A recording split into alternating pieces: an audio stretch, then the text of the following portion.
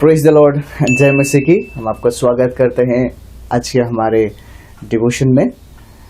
जैसे कि हम इन दिनों में मरकुस के पुस्तक से हम अध्याय जो देख रहे हैं और परमेश्वर के वचन को सीखने के लिए प्रयास कर रहे हैं। आशा करते हैं हमारे इस वचनों के द्वारा आप जरूर निरंतर प्रभु में बढ़ने के लिए आपको सहायता हो रहा है। और मरकुस की जो पुस्तक है उसमें स्पष्ट रूप में मरकुस जो लेखक है वो उसको ये बताना चाहता है कि प्रभु यीशु इस संसार में लोगों को सेवा देने के लिए आया है और उन्होंने सेवा लेने के लिए नहीं, इस विषय को स्पष्ट रूप पर दिखाने के लिए प्रयास किया। जब आप वहाँ पे देखेंगे मरकुस 8 अध्याय तक, जब आप वहाँ पे पढ़ेंगे प्रभु यीशु ने किन किन जगहों में जाकर किन किन लोगों को किस किस प्रकार के से उनको चंगाई किया, उन लोगों को छुटकारा दिया, मरे हुए में से जीवित किया, इन सभी विषय को आप 8 अध्याय तक आपको देखने को मिलेगा। और वहाँ पर और आश्चर्य कर्म के विषय में भी आप देख पाएंगे। इन सब होने के बावजूद 8 अध्याय के बाद प्रभु यीशु अभी अपने आप को उस सूली पर जाने के लिए तैयार करता है और चेले लोगों को इसके बारे में बताता है कि अब कुछ ही समय में प्रभु यीशु सूली पर जाने वाले हैं। जब इन बातों को प्रकट करता है तो चेले लोग उसको इनकार करते हैं, क्योंकि उन लोगों को एक मसीहा चाहिए, इजरायली को एक मसीहा चाहिए जो उन पर राज करे। क्योंकि उस समय जो राजा था, उस राजा ने उस इजरायलियों के ऊपर पूरे दबाव पर उन लोगों के ऊपर रखा हुआ था और पूरे डरे हुए थे वहाँ के लोग। इसलिए जब यीशु मसीह उन लोगों को चंगाई करता था, उन लोगों को भोजन दिलाता था, तो लोग को ऐसा लगता था कि हमें ऐसा मसीहा का जरूरत है जो हमें हमारे वास्ता करते हैं। लेकिन प्रभु यीशु जिस सूली पर जाने का जो उनका उद्देश्य था, वो पूरे मानव जाति को पाप से उद्धार देने के लिए वो सूली पर जाने के लिए इस संसार पे आए। हम में से कोई लोग जीना चाहते हैं, बहुत सारी उपलब्धियां करना चाहते हैं, लेकिन हमारा प्रभु यीशु मसीह वो मरने के लिए इस संसार में आए और 33.5 बरस में जवान अवस्था में ही उन्होंने सारा संसार का पाप का बोझ लेकर कलवरी क्रूस पर चढ़ गया और हमारे लिए पाप का बलि बन गया वो, जबकि उनको पाप के विषय में कुछ मालूम ही नहीं था। बाइबल कहता है ना, उसका मुंह से एक भी गलत शब्द नहीं निकला। हालेलुया। क्योंकि प्रभु यीशु पवित्र है और उसका पवित्रता परमेश्वर को भाता है। तो इसी प्रकार हम जब आगे देखते हैं, हम लोग आज 9 अध्याय में हम देखते हैं। 9 अध्याय में यहाँ पर आप जब मरकुस के 9 अध्याय में आप जाएंगे, वहाँ पर बहुत स्पष्ट रूप से प्रभु यीशु अपने चेले लोगों को लेकर उस एक एकांत स्थान पर, उस पहाड़ पर जाता है और उस पहाड़ पर जाते हुए वो लोगों के साथ कुछ समय वो पतरस, याकूब और यूहन्ना को साथ लेकर लोग एक एकांत में एक ऊंचे पहाड़ पर ले गया। प्रभु यीशु उन लोगों को ले गया। वहां पर प्रभु यीशु का रूप परिवर्तन होने वाला है। हालेलुया। हमारा परमेश्वर महान है, जो उनका जो पवित्रता है, उनका जो शक्ति है, उसको दिखाने के लिए अपने ही चेलों को वो लेके गए, पतरस, याकूब और यूहन्ना। हालेलुया। पतरस ये दिखाता है जो शैतान का कुछ भी जो कार्य है उस पर प्रकट नहीं हो सकता। शैतान का चीज, कोई भी शक्ति उस पर प्रकट नहीं हो सकता। क्योंकि पतरस को बोला, सिमोन पतरस तुम क्या है, चट्टान है, और तुझ पर क्या करेगा, मंडलियां निर्माण होगी और नरक का कोई भी फाटक तुझ पर विजय हो नहीं पाएगा। जबकि पतरस एक साधारण सा व्यक्ति था। हालेलुया।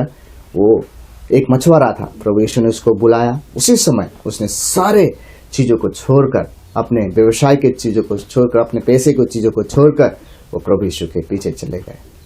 हाँ, बल्कि पतरस के जीवन में बहुत सारे कमजोरियां थी, लेकिन बावजूद भी प्रभु ने पतरस को प्रयोग किया। उसके बाद हम जब देखते हैं याकूब के जीवन में वो हमेशा ना विश्वास और उसके बाद कार्य के ऊपर वो निर्भर करता था, क्योंकि जिस विश्वास से हमें उद्धार मिलता है और कार्य से लोगों को क्या होता है, सहायता होता है। हम जब मसीही है, हम विश्वास करते हैं, लेकिन अगर हम कार्य नहीं करेंगे तो हमारा विश्वास अधूरा है। हमें कार्य करना है ताकि दूसरे को आशीष मिल सके। और तीसरा है यूहन्ना ना, जब हम यूहन्ना को देखते हैं, यूहन्ना परमेश्वर का जो क्या है, प्रिय चेलों में से एक है। और यूहन्ना का अंदर इतना प्रकाश था प्रभु यीशु के बारे में, इसलिए उन्होंने प्रकाशित वाक्य भी उन्होंने लिखा था। तो आप यहाँ पे देखते हैं तो 3 चेलों को, जो महत्वपूर्ण चेला था, उन लोगों को लेकर एकांत समय में गए। तो आज मैं आपको यही बताना चाहता हूँ, हमें हमारे जीवन में परमेश्वर के साथ का एकांत समय बिताना बहुत जरूरी है, नहीं तो हमारा मसीही जीवन संसार के भूल भुलाए में हम भूल जाएंगे। क्या आप अपने जीवन परमेश्वर के साथ अकेले व्यतीत कर रहे हैं? जैसे कि आप, अगर आपके घर में कोई मेहमान आते हैं, उनके लिए आप समय निकालते हैं, उसके लिए आप भोजन तैयार करते हैं, उसके लिए स्पेशल उस दिन को आप रखते हैं, वैसे ही प्रभु यीशु के लिए आपका क्या करना है, उनके लिए समय निकालना है, उनको समय देना है। क्योंकि इम्मानुएल परमेश्वर वो हमारे साथ ही है, लेकिन वो हमारे साथ रहते हुए भी अगर हम उनसे बातें नहीं करेंगे तो ये हमारे लिए अच्छा नहीं। क्योंकि यीशु परमेश्वर वो आत्मा में हमेशा हमारे साथ रहते। और जब वहां पर ना पहाड़ पे पहुंचा तो प्रभु यीशु का पूरा चेहरा बदल गया और इतना उज्जवल हो गया कि वो क्या वहां पे कहता कि धोबी भी, संसार का कोई भी धोबी इतना साफ नहीं कर सकता, ऐसा उज्जवल हो गया। और जब हम इसको देखते हैं ना, परमेश्वर की पवित्रता वहां पर प्रकट होता है। हालेलुया, प्रभु पवित्र है। उस समय वहां पर पतरस ने यीशु को कहा, हे रब्बी, हमारे यहाँ रहना अच्छा है, इसलिए हम 3 मंडप बनाए, एक तेरे लिए, एक मूसा के लिए और एक एलिया के लिए। क्योंकि वो ना जानता था कि क्या उत्तर दे, इसलिए कि वो बहुत डरे हुए थे। जो पतरस हमेशा कुछ भी चीज करने के लिए बहुत उत्साहित होता है, तो उसी समय प्रभु यीशु को देखकर, जब प्रभु यीशु को देखा कि एलिया जो आश्चर्य कर्म करने वाला, मोजेस जो आज्ञाओं को लाने वाला, विधियों को लाने वाला, उनको देखा, जब यीशु मसीह को वहां पर देखा, वो घबरा गया और वो डर से वो कहने लगा कि हम यहाँ पे 3 मंडप बनाएंगे। जबकि उसने कुछ समय पहले उन्होंने कहा था कि यीशु मसीहा है। 8 अध्याय में आपको वो मिलेगा, 8 अध्याय 29 पद में आपको मिलेगा। उसने उनसे पूछा, और परंतु तुम मुझे क्या कहते हो? पतरस ने उसको उत्तर दिया, तू मसीहा है। लेकिन अभी वो जब मूसा और वहां पर उसको देखते, मूसा को देखता है और उसके बाद एलिया को देखता है, वो घबरा जाता है। क्योंकि इजरायलियों में, यहूदी लोगों के बीच में मूसा और एलिया ना बहुत बड़ा भविष्यवक्ता है, प्रभु के दास लोग हैं। तो वो सोचता है कि ना यीशु, एलिया और जो मोजेस है, मूसा है, ये तीनों एक ही है, सोच रहा था। लेकिन मसीहा सिर्फ एक ही है और वो यीशु मसीह है। एलिया ने चमत्कार किया, मूसा ने विधियों को लाया, लेकिन जब हम प्रभु यीशु को देखते हैं तो प्रभु यीशु ने हमारे विधियों को पूरा किया और हमें चंगाई किया, वो पापों से हमें शुद्ध किया, वो हमारे जीवन में क्या बन गए? राजा बन गए। और ये चमत्कार है। हालेलुया। जब हम यीशु के पास जाते हैं, कई लोगों का ऐसा धारणा है, हम जाएंगे प्रभु के पास, बैठेंगे, प्रार्थना करेंगे, लेकिन हमें क्या मिलेगा? लेकिन याद कीजिए, जब प्रभु जहां पर होता है वहां पर चमत्कार होता है। इसलिए आपको प्रभु के साथ समय बिताना जरूरी है। जब विधियों को दिया जाता है, हम विधियों को पालन नहीं कर सकते, इसलिए विधियों को दिया गया है लेकिन उसको पूरा करने वाला यीशु मसीह है। उसको पूरा करने वाला स्वयं परमेश्वर आपके साथ है। इसलिए वचन कहता है ना कि ना परम प्रभु में मैं सब कुछ कर सकता हूं जो मुझे सामर्थ देता है। तब एक बादल, 9 का 7 पर, तब एक बादल उन्हें छा लिया और उसे बादल में से यह शब्द निकला, हे यह मेरा प्रिय पुत्र है, उसकी सुनो। तब उन्होंने एकाएक चारों ओर दृष्टि की और यीशु को छोड़ अपने साथ और किसी को ना देखा। हालेलुया। ये दूसरी आवाज जो स्वर्ग से आया हुआ था। पहला जब प्रभु यीशु सेवा करने निकले थे बपतिस्मा लेने के समय, और अभी दूसरा सेवा जब वो करने वाले हैं, पूरे संसार के पापों को लेकर सूली पर मरने वाले हैं, उस समय वो आवाज यहाँ पे आया। और आज जब यहाँ पे देखते हैं कि वहां पर कोई भी क्या नहीं रहा, यहाँ पे उसके बाद जब चेले लोगों ने देखा वहां पे कुछ भी नहीं था, सब चला गया। और यहाँ पे कहता है यीशु को छोड़ अपने साथ और किसी को ना देखा। हमारे जीवन में हम अगर यीशु को मसीहा कहते हैं तो यीशु को छोड़ हमें किसी और को ताकना जरूरत नहीं है, क्योंकि संसार के सभी शक्ति, सभी ताकतें यीशु के आगे झुकते हैं। हालेलुया। उसके बाद 9 पद में आगे आप जब देखेंगे तो वो कहता है पहाड़ से उतरते समय उन्होंने उन्हें आज्ञा दी कि जब तक मनुष्य का पुत्र मेरे मरे हुए में से जी ना उठे तब तक जो कुछ तुमने देखा है वो किसी से ना कहना। हालेलुया। प्रभु यीशु उन लोगों को कहता है कि अभी तुमने जो देखा है वो किसी को बोलना जरूरत नहीं है। यहाँ पर प्रभु समय को क्या कर रहा है, थोड़ा समय ना, समय को वो कंट्रोल कर रहा है। वो कह रहा है अभी नहीं, थोड़ा समय रुको ना। कभी कभी हमारे जीवन में बहुत उत्तेजित होते हैं, हम बहुत सारी चीजों को करने के लिए बहुत समय का भी हम ख्याल नहीं रखते और प्रभु का समय से आगे हम जाने के लिए कोशिश करते हैं। याद रखें, प्रभु का समय से आगे हम कभी भी नहीं जा सकते। और उन्होंने उनसे पूछा शास्त्री क्यों कहते हैं कि एलिया पहले आना आवश्यक है। उन्होंने इस बात को स्मरण रखा और आपस में वाद विवाद करने लगे, मरे हुए में से जी उठने का अर्थ क्या है। इस प्रकार का प्रश्न चेले लोगों ने पूछा कि प्रभु आप बोल रहे हैं मृत्यु में से जब जी उठेंगे उसके बाद कहना, तब मरे हुए में से जी उठने का अर्थ क्या है। हालेलुया। पुनरुत्थान और जीवन यीशु मसीह है।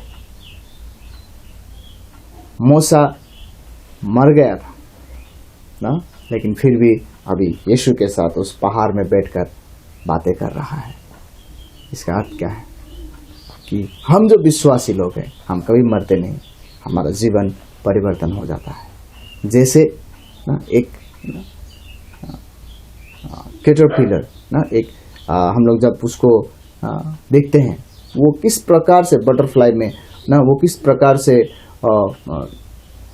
बदल जाता है ना, वैसे ही हमारा जीवन भी ना बदल जाता है जब हम प्रभु में विश्वास करते हैं। एलिया जिस परमेश्वर ने उसको ना रास्ते में ही स्वयं उठा के लेके गया, स्वर्ग में गया, और वैसे ही आज एलिया प्रभु यीशु के साथ है। हम भी अगर प्रभु में विश्वास करते हैं हम भी प्रभु के साथ रहेंगे। लेकिन चेले लोगों ने इस बात को समझ नहीं रहा था, और मार्था और मरियम भी ऐसा ही था, उन लोग भी नहीं समझ पा रहा था। उन लोग भी ने कहा, प्रभु यीशु ने कहा क्या तुम विश्वास करते हो तुम्हारा भाई जीवित होगा। मार्था कहता है हाँ, जब आप आएंगे तब मेरा भाई जीवित होगा। लेकिन प्रभु कहता है नहीं, मैं तो अभी ही क्या करना चाहता हूँ, जीवित कर दे सकता हूँ। हालेलुया। प्रभु के लिए समय रुकता नहीं। बहुत सारे लोग कहते हैं यीशु मसीह कब आएगा, हम तो बहुत साल से, बहुत समय से सुन रहे हैं। यीशु हमारे समय में नहीं आएगा, यीशु उनके समय में आएगा। हालेलुया। लेकिन हमें तैयार होने के लिए प्रभु मौका देता है। उसके बाद जब हम देखते हैं, उसने उत्तर दिया, एलिया सचमुच पहले आकर सब कुछ सुधारेगा, परंतु मनुष्य के पुत्र के विषय में यह क्यों लिखा है कि वो बहुत दुख उठाएगा और तुच्छ गिना जाएगा। परंतु तुमसे मैं कहता हूँ एलिया तो आ चुका है, और जैसा उसके विषय में लिखा है उन्होंने जो कुछ चाहा था उसके साथ किया। हालेलुया। जब आप वहाँ पे देखेंगे अंत में प्रभु ने कहा मूसा एलिया को जो कुछ कहा था वही उन लोगों ने किया है। Praise the Lord. एलिया भी हमारे जैसे मनुष्य था, मूसा भी हमारा जैसा मनुष्य था, लेकिन उन्होंने परमेश्वर ने जो कुछ उनको करने दिया वही पर किया। यूहन्ना 3:31 में अंतिम में आप जब यहाँ पर देखेंगे, वहां पर लिखा है, ये बहुत फेमस वर्स है, अवश्य है कि वो बढ़े और मैं घटूं। हालेलुया। आपके जीवन में परमेश्वर का इच्छा पूरा होना बहुत जरूरी है जब आप यीशु को मसीहा मानते हैं। तो आज 3 विषय हम लोगों ने सुना, सीखा कि पहला, परमेश्वर के साथ आपको समय बिताना जरूरी है। दूसरा, परमेश्वर को आप यीशु को मसीहा मानना जरूरी है। जब आप यीशु को मसीहा मानते हैं तब उसको छोड़ दूसरा को देखना जरूरत नहीं है।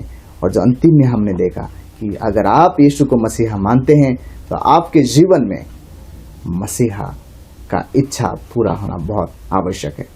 आशा करते हैं आज का जो ये वचन आपने सुना इससे जरूर आप आशीषित हो रहे हैं। हमारे साथ बने रहने के लिए बहुत बहुत धन्यवाद। प्रभु आपको आशीष दे। जय मसीह एंड प्रेज द लॉर्ड।